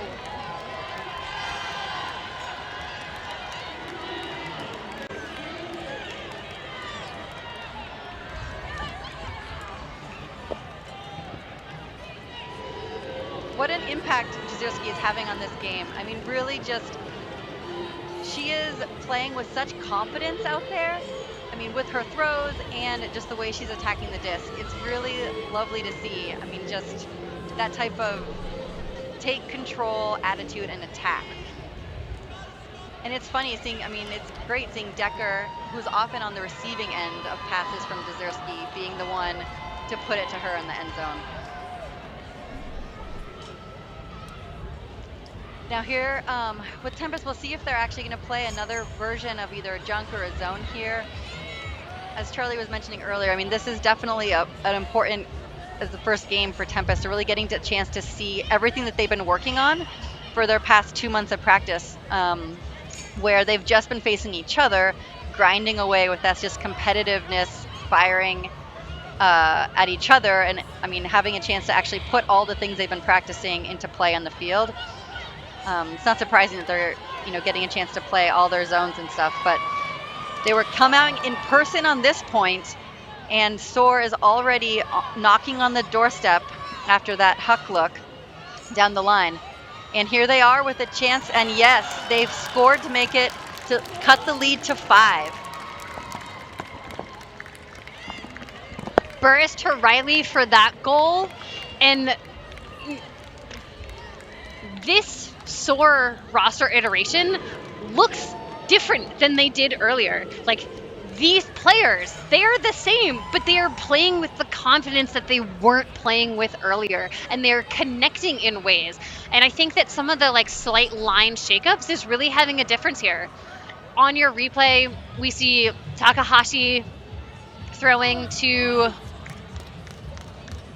sending it to, I believe, Dennehy to Riley for the goal. Riley absolutely leading Soar in goals right now and making a really big difference. I am excited to see the fire, as we think about the big picture, if we kind of zoom out from just the micro of this game, because the WL doesn't have conferences this year, who gets into championship weekend is just decided by overall record. And so at the end of the day, both of these teams are competing to have, be one of the top 4 teams, because of the 7 teams, only 4 of those teams get invited to championship weekend. Kirkland sending it deep for Baroma. Easy goal for Tempest, just able to put it away. Kirkland has been doing it. I would love to talk about how Kirkland played so much of their time as a cutter and has now been found so much success as a handler for Tempest. And it's those shots, aggressive shots downfield, that it's making a difference. I think Kirkland is playing some of the best Ultimate that they've been playing. But back to the big picture. Big picture that I appreciate is that with this with this context, both of these teams are trying to get 1% better every time they step on the field. And so, Seattle is still firmly up, right? The Soar roster, there's still a lot of game left. Who knows what's going to happen? But the Soar roster is playing not just for this game, but they're also playing for the entirety of the season. And something that this game is actually allowing both teams to do is not just allowing the players on the field chances to gel and figure things out, but also the coaching staffs. So both teams, coaching staffs this is their first game together as well. And, even though Tempest has been in the league for a number of years, this iteration with Deb Cusson as sharing the head coach responsibility with her three co-coaches, Ray Yang and Emery Pape, with Yemena Hofstedt as assistant, they're also getting a chance to work together and figure things out. Who's calling lines, who's talking at different moments. So, meanwhile, there we are, Sadie Jezierski crushing it out there again. I mean, really nice throw where only Tempest had a shot at it. I think both these last points, you've actually seen the Tempest receivers with a lot of space. I mean, we've talked about these throws out there, but the receivers are the ones who are really doing the work to set up these nice throws. I mean, gaining separation is not easy at this level, and the Tempest cutters are putting on a clinic for how to do it. If you take a look at the field right now on your screen, you can see that most of the field is covered in shadows. And so, here in Seattle, sun is starting to descend. It's starting to get chillier. And so I think there's another dynamic coming into, as we are at the tail end of the third quarter. It was bright and sunny and warm. Everyone's in shorts. We're it's, Seattle has several springs, and then we go into second and third and fourth winter. So we're in our second spring right now, and it's beautiful and warm, and everyone is so stoked. But as the sun is setting, the temperature is dropping. But it does mean that the weird shadow sun thing is becoming less of a factor. So that's less of a factor, but as hands get colder, we might start to see a little bit more challenges. But no challenges for Soar right now. They are moving the disc efficiently up the sideline. That might have been a challenge. Riley overthrows both Butterfield and Nelson vying for the disc. Nelson puts on a tough mark on Elmi. Elmi centering to Brogan Jones. Brogan Jones also having experience in the PUL, coming over after having been a practice player for the DC team and having been in Seattle for a couple years, and really, moving from being a practice player to being a roster player with Tempest. And so it's really fun to see Brogan Jones out here, overthrown right there, which gives Vogel the opportunity to pick up and a chance for Soar to continue to close this gap. Before the game, the Tempest coaches mentioned how excited they were to get to see the matchup of Brogan on Vogel. Brogan Jones didn't go down with the Tempest team to Eugene for their previous matchup as sort of a friendly, and so they hadn't had a chance to see her defense on Vogel, that they were really excited, knowing how much of an impact Vogel was going to make for this team. Jezerski just all over this game. Jezerski appears out of nowhere, cuts in, grabs the disc, and then just an easy toss to Lauren Page, nicknamed Sting. Here we have Matonis throwing that bladey disc over to Riley. Riley looking for a shot, and this is where Jezerski just out of nowhere takes it from Butterfield and then passes it right off to Page, who's unguarded in the end zone. Like, Jezerski is a difference maker on the field when they want to be. They can just utterly take over a game, and that's what we're seeing right now. And it's like it is just a joy to watch. It's really fun also to get to see Jezerski out there on multiple points in a row. The Seattle Tempest coaches sort of figuring out exactly how they're doing, not strict O and D lines, but exactly who's going to be playing on which line to be able to maximize their impact. Pull out of bounds, or coming in on the sideline, drop by Soar. Those are some of the execution errors that we were talking about earlier. Crowley picking up the disc for Tempest. It's fun to see Linnea Sue in the middle of the field, not just cutting it on the end zone.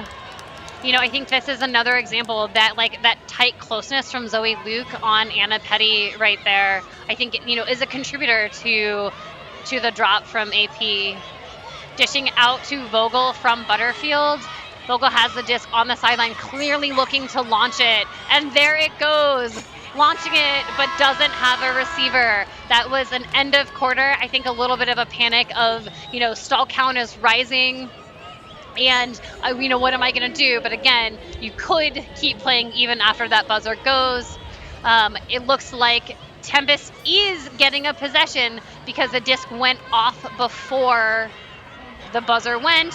But Kimber Coles is making sure that possession is meaningless, and we are now at the end of our third quarter. Seattle is up 18-10 with Soar trying to make a comeback, but Seattle still asserting their dominance. Stay tuned. We got a packed fourth quarter coming.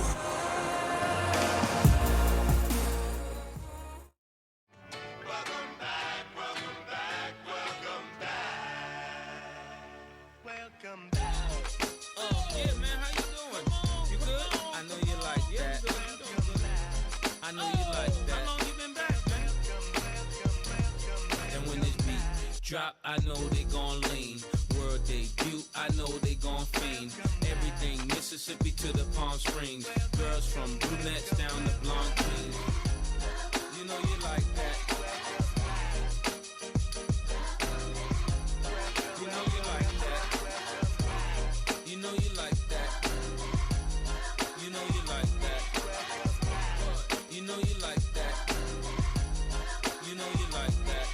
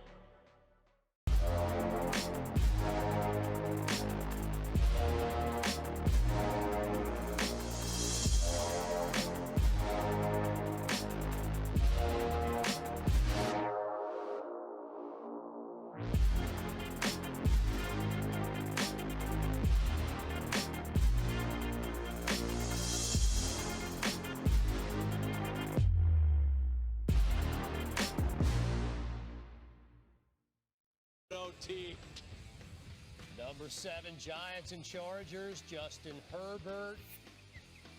Wait a minute. Hang on a minute. This Nope. is, Looks like that's Western Ultimate League Frisbee. I'd know it anywhere. it looks like Cody Lippincott, right? Laying out, well done. All right, so I'm going to just guess.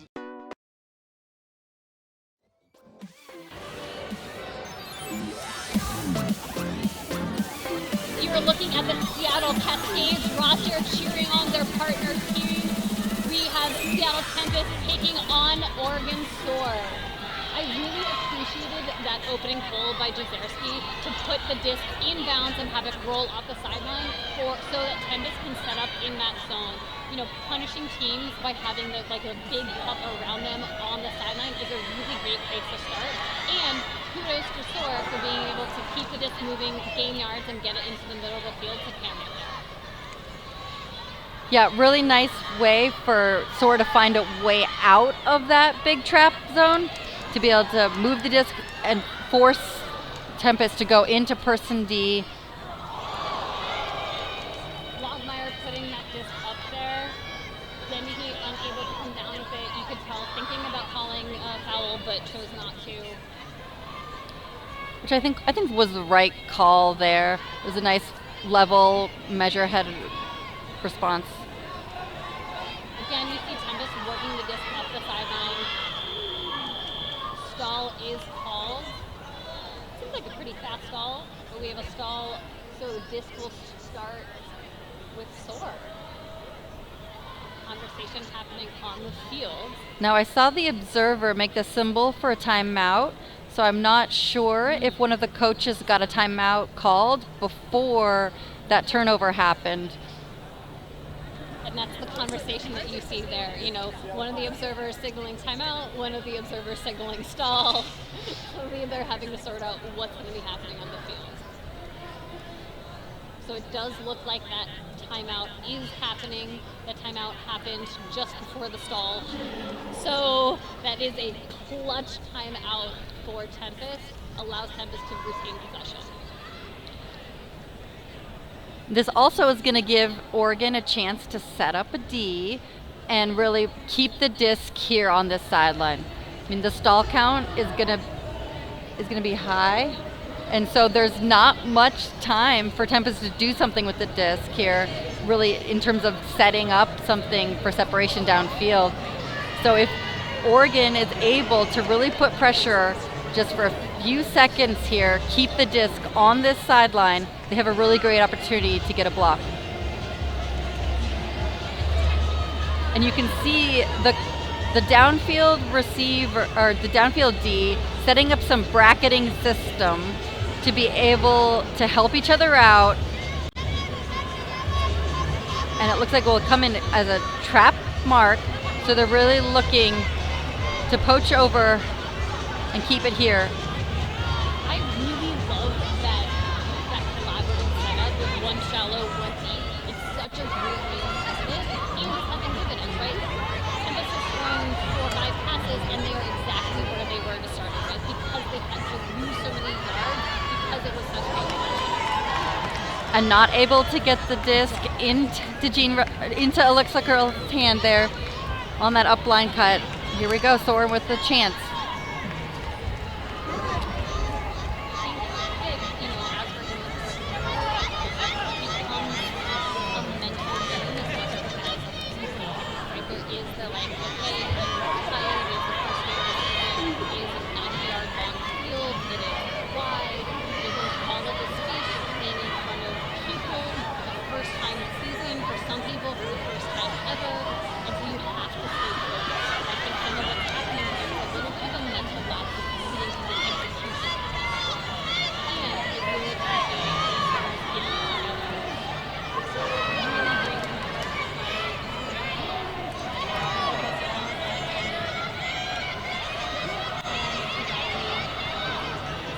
Riley did a great job of looking off an open person on field who was being poached, and unfortunately just an execution error, not able to complete the catch here. And Tempest off to the races, already at past half field. You said off to the races, but I actually disagree because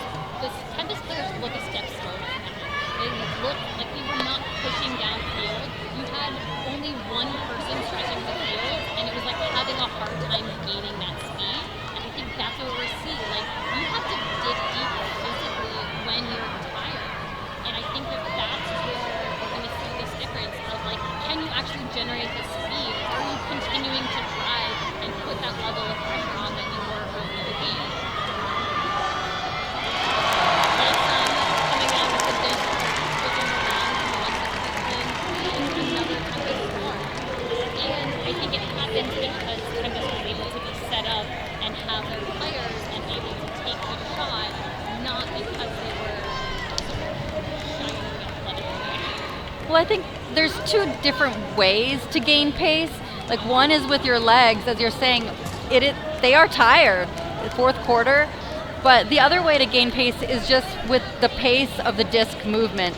And you'll see when they move the disc all the way, down into their red zone, no one was holding it for more than a beat. They were finding the open person and just taking advantage of the fact that it took a while for Oregon Soar to get their defense set up, close those windows.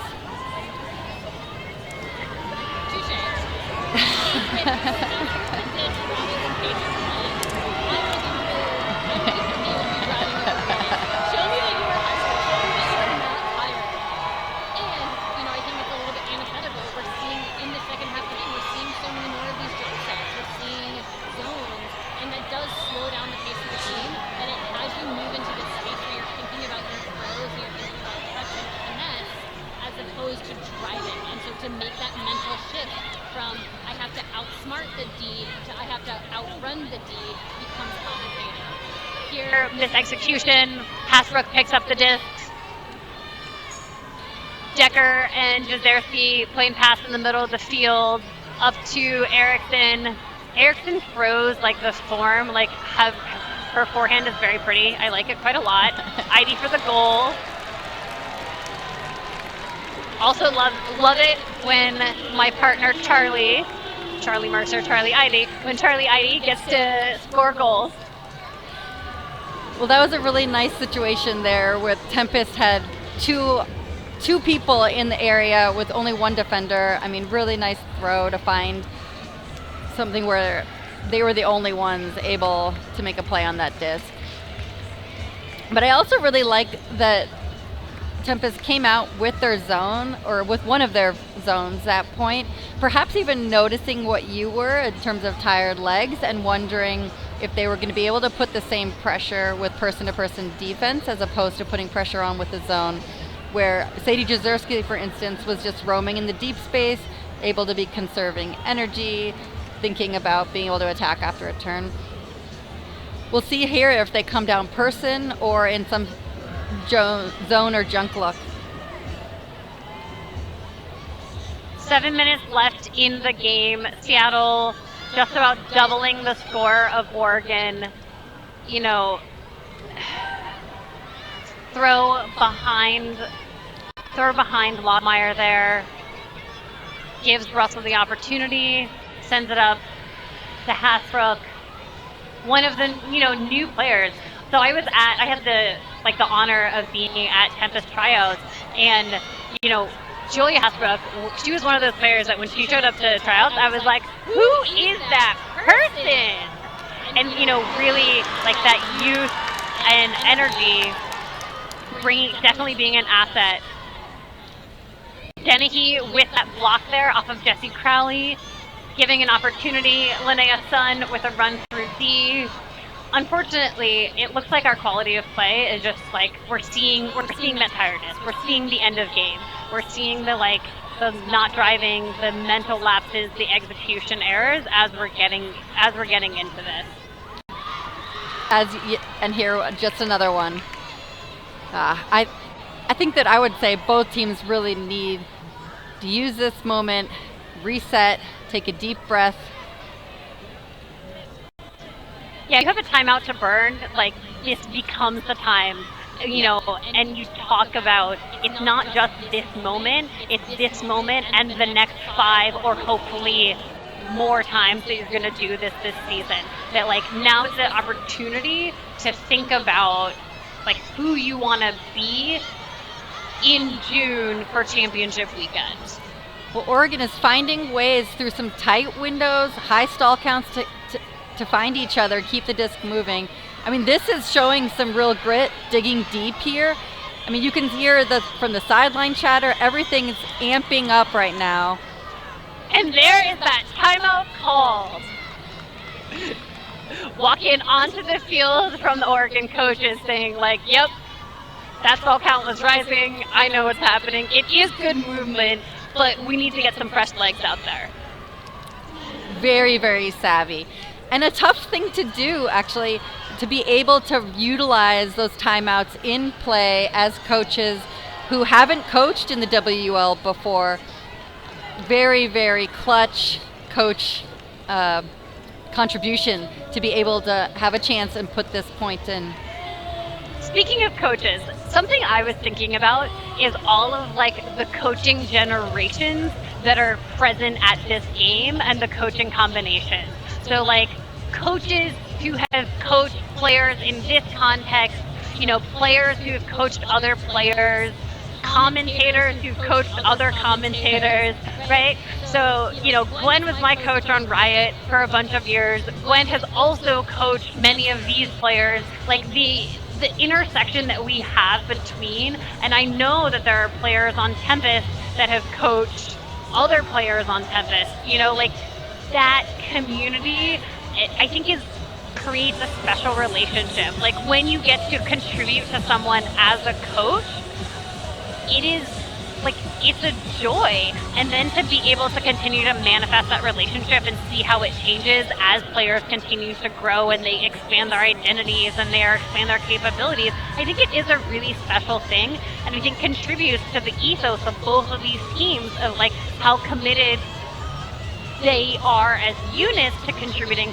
but also how Oregon and Seattle are contributed as communities, like holistic ultimate communities, to contributing to each other to continue that growth through coaching and development.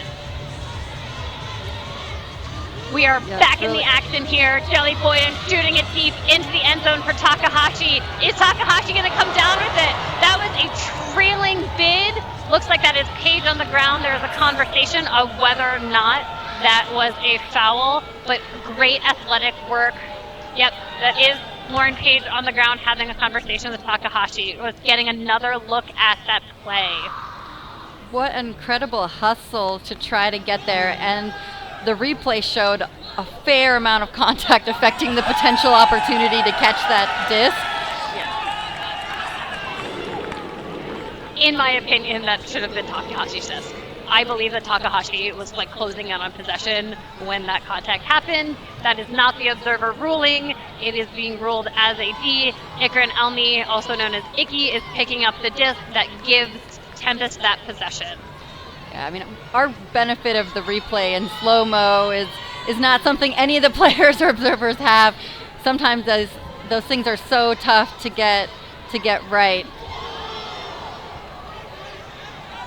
4 minutes remaining in this game. Molly Wieringa with the disc there. Their first chance on the field for Tempest. As a practice player this year, moving up to being a roster player.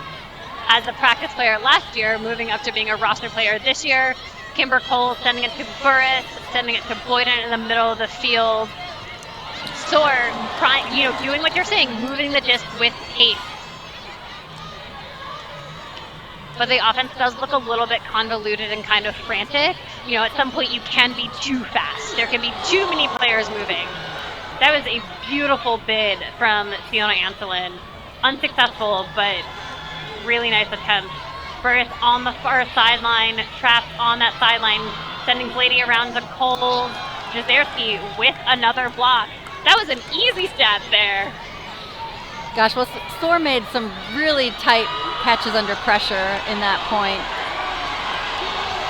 Oh my goodness. Wow. Icky just like digging deep to get to that hanging disc. And what a statement play. That should be our discraft play of the game. That grab by Ikran Elmi right there.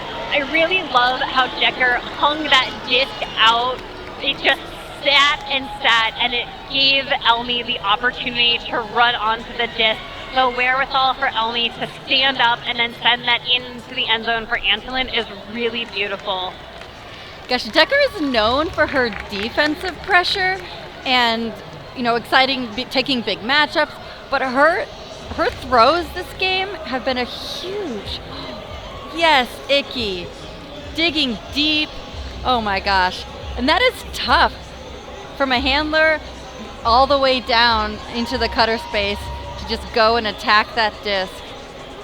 Antolin, also first goal in the WUL, rookie player here, and I appreciate that of like knowing to continue driving down the field, like being hungry for yards and like not being satisfied of like I'm gonna keep going. I think that really speaks to the future that Antolin is gonna have with this Tempest community. Yeah, she wasn't watching to make sure Icky got that. She was trusting her and was like, I'm gonna go support, be the next option. Just another slight misexecution, a little too far for Riley. Gives Tempest the opportunity. But, that is a lot of tight pressure from Riley putting on Linnea Sue. ID throwing it deep into the end zone for Hasbrook. Hasbrook coming down with it. And right, there are two Soar players that are communing on Hasbrook, right? Like, people are still, like, Soar players are still playing tight. They are still hungry. They're still going after it. They're still chasing. And that, that matters when you have 2 minutes left in the game where you are being, double digited. Yeah, it's also a real testament, though, to the way that Tempest is running their spacing and their offensive structure. They've allowed players enough space and time to use their athleticism and use moves and jukes and timing to really attack spaces in a way that generates big windows of opportunity for the throwers to put out there. Even a throw that hangs a little too much is still Tempest ball because the cutters have done the work. Something I'm really appreciating about the end of this game is that we're seeing faces on the field who haven't had as much playtime earlier in the game. And I think it's leading to some really exciting plays and has brought a surge of energy both into the crowd and into the activity that's on the field. Like, players are like, I'm hungry. I've been watching my teammates crush it. Now I get to go crush it. And, that's Elmi making that big play. It's Antolin making that play, right? Like, I think it's making a difference here. Tempest with another opportunity after an execution error. Elmi with the disc. What a sick grab. Decker on the end zone. Decker just tossing it out in front of Elmi. Absolute trust ball. Really nice chemistry between Decker and Elmi there. Now I know Soar now really needs, taking another breath here after getting broken to really come back and answer what kind of team are they going to be this season, right? What do they have to do to support each other and come out there? And it can be challenging when the things that you've been practicing aren't necessarily working, partly if there's just misexecution, but I'm excited to see, are they going to come out with something different, like a different type of pull play, a different type of combination, a different look. But you know what I don't want to be different? I don't want these uniforms to be different. Let's take a look at these Soar uniforms, because these Soar uniforms are fly. When Soar walked onto the field this game, I was in their warm-ups made by Breakmark. I was like, who is that? Those uniforms look so good. So shout out to Breakmark for making both Tempest and Soar, but right now especially Soar, look really good in their uniforms. Boyden running the field. It's really great to see Boyden running the field. They bring such a veteran presence to this team. Soar moving the disc. Logmeyer around. And Soar's had a little more of a dominator type style to start off that point, really having some small space and quick disc movement to have a different look. Vogel sent it across the field. Logmeyer sent it up. Anna Petty coming down with that block. Over to Linnea Sue. Centering to Jean Russell. Looks like we have another timeout call. These coaches are punishing. 35 seconds left. They are still calling their timeouts. They are using them. You get 2 timeouts a half. I'm going to use them. I'm going to give my team the strategic advantage. And it makes sense because at the end of the day, in the tiebreakers for who gets to go to championship weekend, it's decided first based on record, but there were a lot of teams with very similar records last year, and so one of the other tiebreakers is point differential. It is overall point differential. And Tempest last year was one of the teams that had the most goals scored against them. And so I think that, you know, being able, like for Tempest to call the timeout here, put out their O-line, add another point, it does have a strategic advantage potentially later in the season if you get down to those point differential tiebreakers to be able to get them to championship weekend. You know, aside from just from the benefit in the league and the standings, there's also a real benefit of team culture and identity for pushing all the way to the very end of a game. I mean, if game one, establishing that the game's not over until the game's over, and that every single point matters, every single possession, it helps set the tone and the type of identity that your team is going to be this year. And I think that Soar is doing that too. You know, Soar is putting out, you know, we have like newer players, like Agnes Lee is on the field right now, and Agnes Lee is busting butt, right? Like, was putting pressure on Drea Baroma, you know, making a difference and running hard. They're using this opportunity to play the full depth of their team and trying to get that experience. We have a stall called on Vogel over here.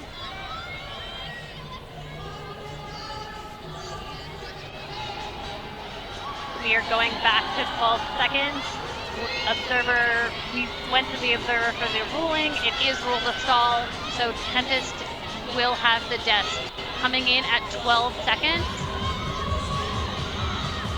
So again, Tempest doesn't need to score in that amount of time. Tempest just needs to have possession when the clock runs out. Coach Pam Kraus, a couple years ago, as Tempest players, had us practice our celebration for having the disc in this moment. When you were up and the buzzer went off, we literally spent time at practice celebrating and showing how we were going to celebrate for this moment. But it speaks to what you were just talking about, that Tempest right now is not celebrating. Now they're going to celebrate. Oh, Baroma was not yet in. Now they're going to celebrate. Now Baroma's in. Now they get that full celebration, and they get that last point to show that they were working all the way through the end, not ending it prematurely and leaving a point on the table. Right. It's not enough just to win. We want to win with as most impact, the most statement we can. Every possession is still learning and benefiting these teams, these players. What a first game of the season.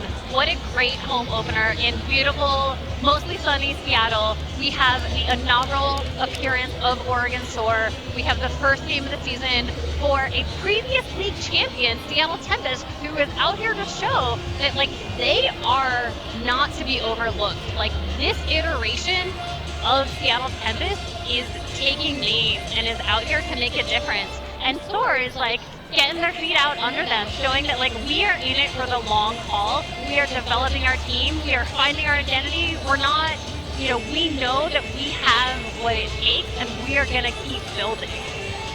Yeah, there were a lot of really exciting things I think that Oregon can be super proud of. I mean, the pressure they put, the number of passes that they were just inches away from is something that you can start building a defense identity around.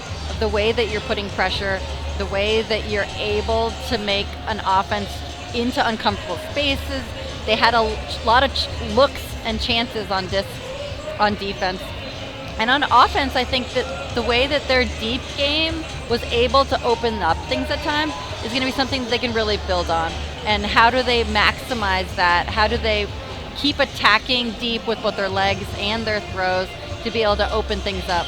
I also really liked the way that Oregon moved the disc laterally. It had some really nice surround breaks to set things up by using the width of the field. And I think the next step is going to be figuring out how to maintain and that momentum to then translate lateral movement into vertical attack.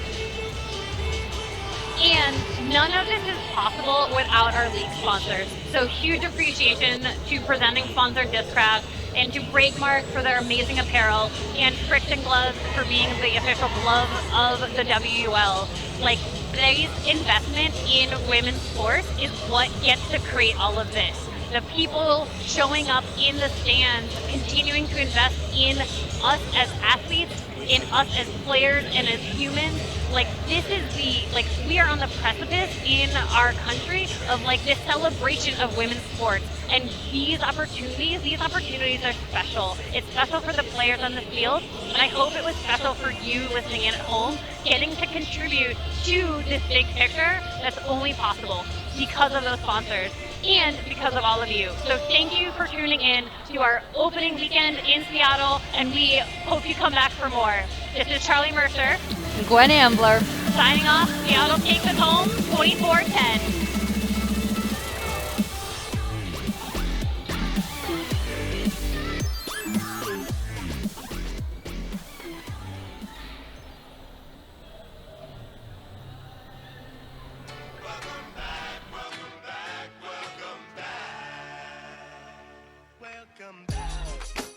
Yeah, man, how you doing? You good? I know you like that. I know you like that. How long you been back, man? And when this beat drop, I know they gon' lean. World debut, I know they gon' fiend. Everything Mississippi to the Palm Springs. Girls from brunettes down to blonde queens. You know you like that.